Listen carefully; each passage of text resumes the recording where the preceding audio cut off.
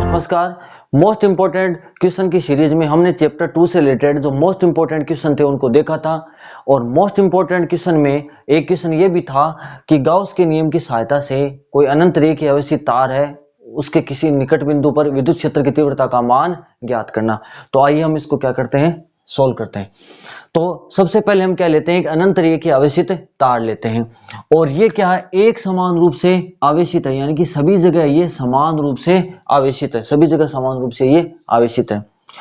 इस तार का हमने कोई एक भाग ले लिया जिसकी लंबाई कितनी है, L है, उसकी लंबाई है L। ये मैंने इसका एक भाग ले लिया, यहां से लेकर यहां तक एक भाग ले लिया जिसकी लंबाई कितनी है, L है। ये जो लंबाई है वो है L। अब ये मान लीजिए इसका पॉइंट है O से R डिस्टेंस पर ये कोई पॉइंट है P। यहां पर हमें मान लीजिए इलेक्ट्रिक फील्ड का मान ज्ञात करना है।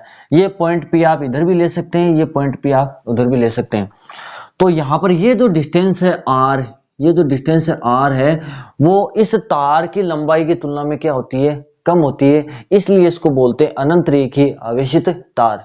इसका मतलब ये नहीं है कि ये जो तार है ये ऊपर क्या कर रहा है, आकाश को छू रहा है, या इसकी लंबाई क्या है, बहुत ही अत्यधिक है, इसकी लंबाई बहुत ही ज्यादा नहीं है। इस R की तुलना में इसकी लंबाई क्या है, बहुत ज्यादा है। जब आवेश का वितरण किसी एक रेखा पर या सीधी लाइन पर होता है तो ऐसा जो आवेश का वितरण होता है वो कहलाता है रेखीय आवेश वितरण। रेखीय आवेश वितरण, और रेखीय आवेश वितरण को हमने पहले पढ़ लिया है। यहां पर मान लीजिए जो आवेश है इस L लंबाई पर, वो मान लीजिए कितना आवेश है, Q है। L लंबाई पर टोटल आवेश कितना है, Q है। इकाई लंबाई पर कितना हो जाएगा, Q बटा L। ये इकाई लंबाई पर उपस्थित जो आवेश है इसको बोलते हैं रेखीय आवेश घनत्व है। और ये फॉर्मूला हमने पहले ज्ञात कर लिया था, लैम्डा बराबर Q अपॉन L। यहां से Q का फॉर्मूला कितना आ जाएगा, लैम्डा इंटू L। और ये मान लीजिए समीकरण कौन सी है, 1 है, कि यहां पर L लंबाई पर जो टोटल है, ये जो L लंबाई है इस पर जो चार्ज है वो कितना है, Q है। तो इकाई लंबाई पर उपस्थित आवेश इसको बोलते हैं रेखीय आवेश घनत्व है। इसको लैम्डा से दर्शाते हैं, तो lambda equals to Q upon L।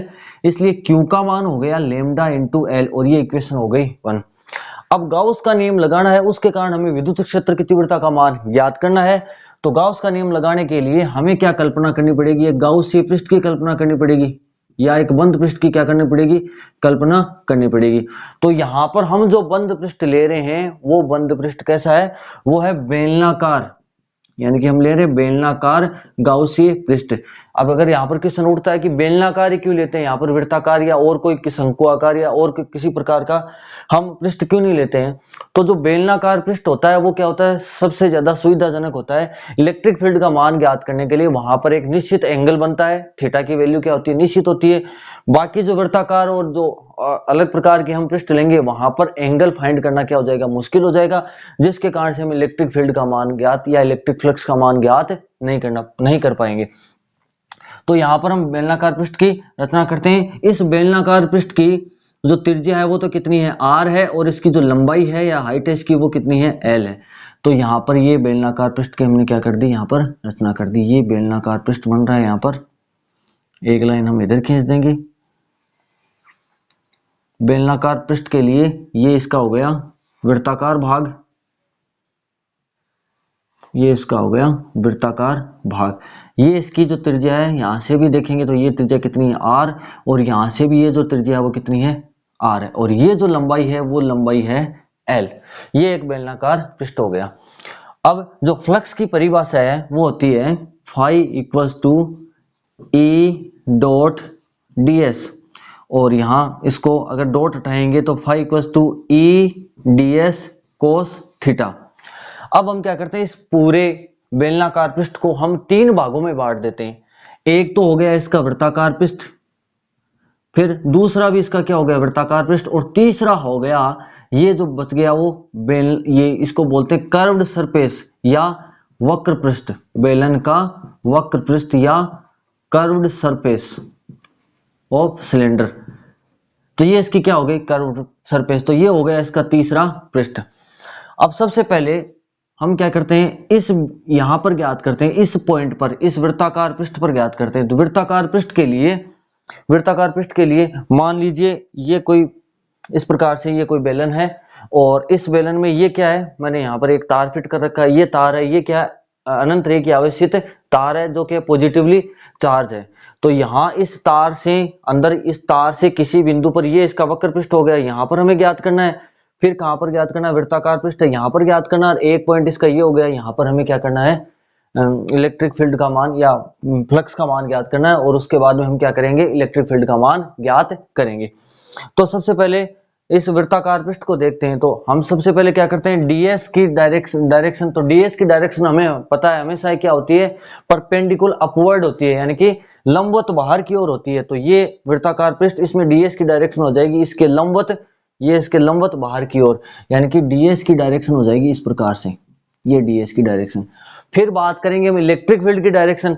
तो इस तार पर, यहाँ पर जैसे पॉजिटिव चार्ज है, तो हमेशा पॉजिटिव चार्ज से क्या होती है, इलेक्ट्रिक फील्ड की डायरेक्शन हमेशा क्या होती है, दूर की ओर। तो यहाँ पॉजिटिव चार्ज है, तो यहाँ इलेक्ट्रिक फील्ड की डायरेक्शन क्या हो जाएगी, इससे दूर की ओर। फिर जो नीचे वाला पृष्ठ है, इस पृष्ठ के लिए क्या हो जाएगी, इसमें यहाँ पर इस पृष्ठ के लिए क्षेत्रफल सदिश की डायरेक्शन या डीएस की डायरेक्शन क्या हो जाएगी, इसके लंबवत बाहर की ओर। तो ये डायरेक्शन क्या हो जाएगी, इधर। तो यहाँ पर डीएस की डायरेक्शन क्या हो जाएगी, इधर हो जाएगी। और इलेक्ट्रिक फील्ड, यहाँ पर पॉजिटिव चार्ज है, तो इलेक्ट्रिक फील्ड क्या हो जाएगा, बाहर की ओर। यहाँ एंगल कितना बनेगा, 90 डिग्री बनेगा, और यहाँ एंगल कितना बनेगा, 90 डिग्री, क्योंकि ये क्या है, बाहर की ओर डीएस की डायरेक्शन, और ये क्या होगी, ई की डायरेक्शन। तो यहाँ पर जो एंगल बनेगा वो कितना बनेगा, 90 बनेगा। फिर यहाँ पर हम इस वक्र पृष्ठ के लिए इस पर कोई क्या कर लेते हैं, एक अल्पांश एज्यूम कर लेते हैं। ये कोई अल्पांश है, ठीक है। और इस पृष्ठ के यहां पर हमें देखना है कि जैसे यहां पर हमने एक क्या कर लिया, कोई पृष्ठ एज्यूम कर लिया, इस वक्र पृष्ठ का इतना पृष्ठ एज्यूम कर लिया। इस पृष्ठ के लिए जो डीएस की डायरेक्शन होगी वो क्या होगी, इसके लंबवत बाहर की ओर। भाई इतने पृष्ठ के लिए डीएस की डायरेक्शन क्या हो जाएगी, इसके लंबवत बाहर की ओर। तो यहाँ पर इस पृष्ठ के लिए डीएस की डायरेक्शन हो जाएगी इधर। और जो ई की डायरेक्शन होगी, यहाँ पर पॉजिटिव चार्ज है, तो ई की डायरेक्शन भी क्या होगी, इधर। यानी कि ये जो अंदर यहाँ पर तार है, इससे डायरेक्शन भी इधर हो गई, और जो क्षेत्रफल सदिश है उसकी डायरेक्शन भी क्या होगी, इधर होगी। इसलिए यहाँ पर जो एंगल बनेगा वो कितना बनेगा, थीटा बराबर 0 डिग्री बनेगा। तो तीनों क्षेत्रफल या तीनों पृष्ठ के लिए हम क्या कर लेते हैं, इसको अलग अलग लिखते हैं। तो फाई इक्वल्स टू कितना हो जाएगा, पहला पृष्ठ ये मान लीजिए क्या है, S1, ये मान लीजिए S2, और ये है S3। तो यहाँ S1 पृष्ठ के लिए ई डी एस कोस, और एंगल बन जाएगा S1 के लिए बन जाएगा कोस 90 डिग्री। फिर S2 के लिए S2 ई डी एस कोस 90, यहाँ भी कितना बन रहा है, 90। और फिर आ जाएगा S3 के लिए ई डी एस कोस, यहाँ पर बनेगा 0 डिग्री।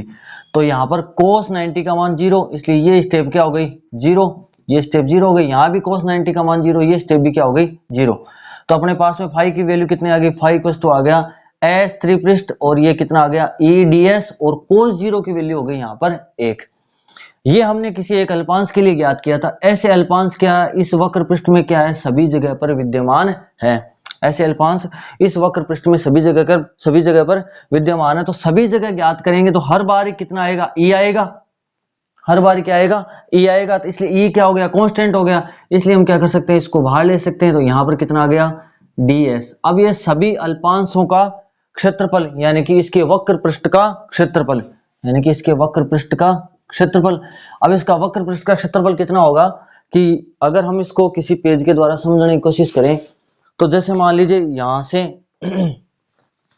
ये कोई बेलन है, इस प्रकार से हमने इसको बेलन इस प्रकार से बनाया है। तो इसका एक तो वृत्ताकार पृष्ठ हो गया ये, और एक वृत्ताकार पृष्ठ ये हो गया, बाकी बच गया ये इसका वक्र, ये इसका बच गया जो है वो है वक्र पृष्ठ का क्षेत्रफल। तो वक्र पृष्ठ का क्षेत्रफल, यदि हम इसको ऐसे इस प्रकार से वक्र पृष्ठ को खोल देंगे तो ये क्या हो जाएगी, इसकी लंबाई एक प्रकार से क्या बन जाएगा, ये आयत। तो ये इसकी क्या हो गई, लंबाई, और ये इसकी क्या हो गई, चौड़ाई, ये आयत की। तो यहाँ पर इस प्रकार से हम देखें तो ये जो इसकी आयत की जो चौड़ाई बनी, इसको खोलेंगे तो इस प्रकार से ये क्या बन जाएगा, एक आयत बन जाएगा। तो ये तो इसकी क्या हो गई, ये चौड़ाई आयत की। अब ये आयत की जो चौड़ाई है वो हमने कितनी ली है, यहाँ पर वक्र पृष्ठ के लिए कितनी ली है, एल ली है।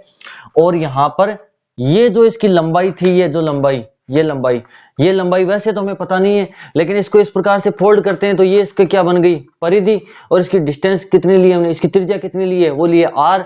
तो ये जो परिधि है वो कितनी होगी, 2 पाई आर। इस परिधि को खोलेंगे तो ये लंबाई बन रही है। तो यहाँ पर ये कितनी आ गई, 2 पाई आर। इस प्रकार से इसके वक्र पृष्ठ का क्षेत्रफल कितना हो जाएगा, 2 पाई आर एल।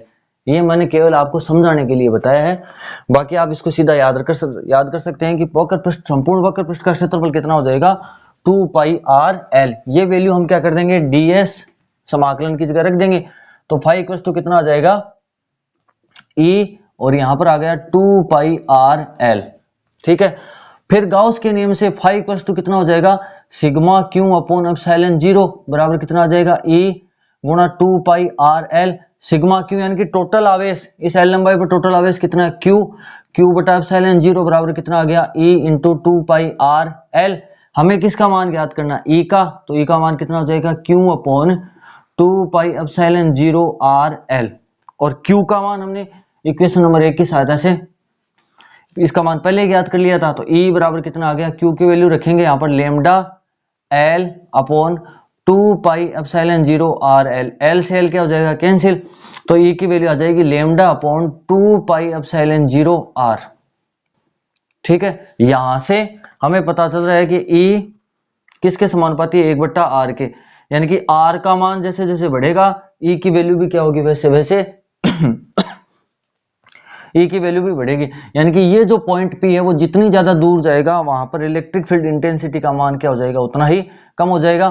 तो यहाँ पर पूछा जा सकता है कि अनंत रेखीय आवेशित तार के लिए जो E की वैल्यू है वो किसके समानुपाती है या किस पर निर्भर करती है, इसका डायग्राम भी पूछा जा सकता है कि इधर R E ले लिया जाए, इधर R ले लिया जाए, तो इसका मान क्या होता है, अगर R का मान ज्यादा होता है तो E का मान कम होता है, और R का मान कम होता है E का मान क्या होता है ज्यादा होता है। और यदि R का मान क्या हो इनफाइनाइट हो, कि R क्या हो बहुत अत्यधिक दूरी पर हो, तब E का मान कितना हो जाता है 0 हो जाता है।